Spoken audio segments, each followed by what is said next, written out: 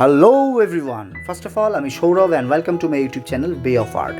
আজকে আমি কথা মতো ঠিক নিয়ে চলে এসেছি তোমাদের জন্য একটি শাড়ি ডিজাইন। তো সেটি একটি ব্লু শাড়ি, তার মাঝখানে ডিজাইন করছি সাদা কালার দিয়ে, সাদা ফেব্রিক দিয়ে।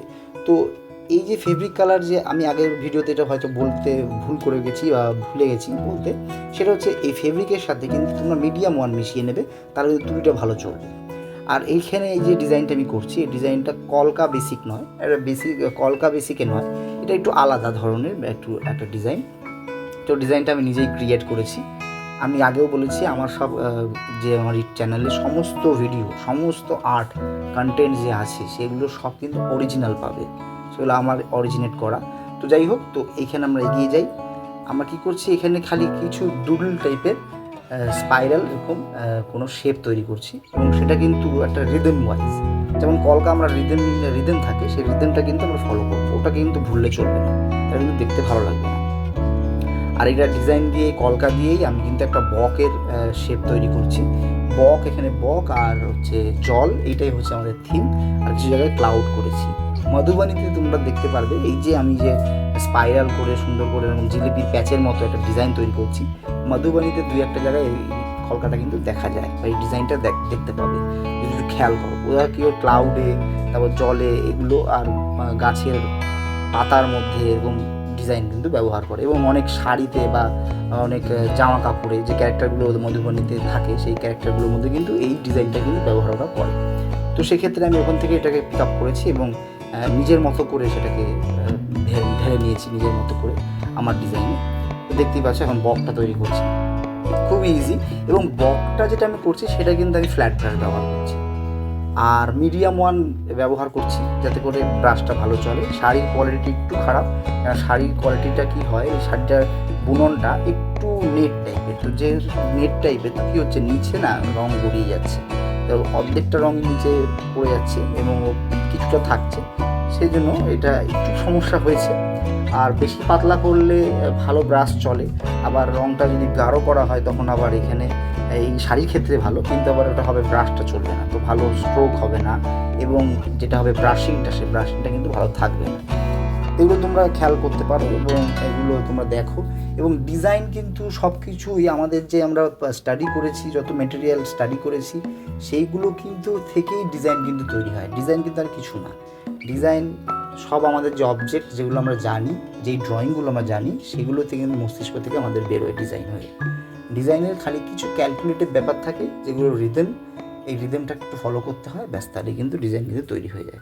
আর যারা ডিজাইন সম্পর্কে খুব আইডিয়া পেতে চাও বা এইসব ব্যাপারে খুব এনকারেজ আছে, যাদের খুব কারেজ আছে এইসব ব্যাপারে, তারা আমার সাথে অবশ্যই কন্ট্যাক্ট করো, আমি তোমাদের জানাবো কী করে কী করবে।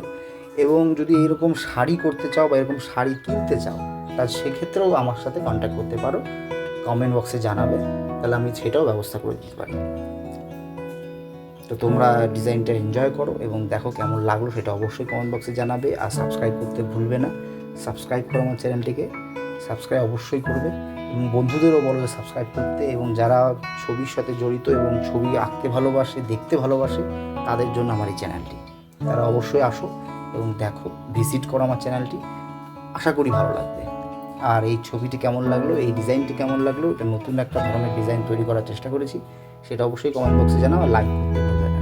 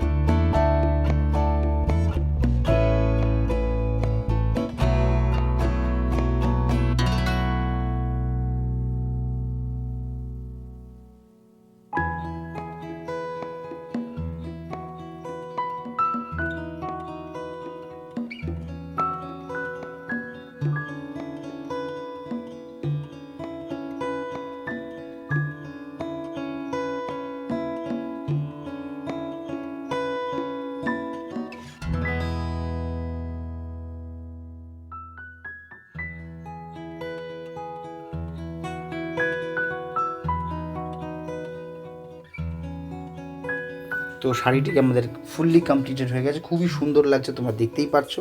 কিছু পদ্ম ফুলও এখানে দেওয়া হয়েছে, কিছু ডিজাইন আমি এখানে ক্রিয়েট করেছি খুবই সুন্দর করে। যাই হোক, আজকের জন্য এতটুকুই, আবার দেখা হবে, সবাই ভালো থাকবে, আর প্র্যাকটিস মেক্স আস পারফেক্ট। আর বারবার একটা কথাই বলি, থ্যাংক ইউ সো মাচ।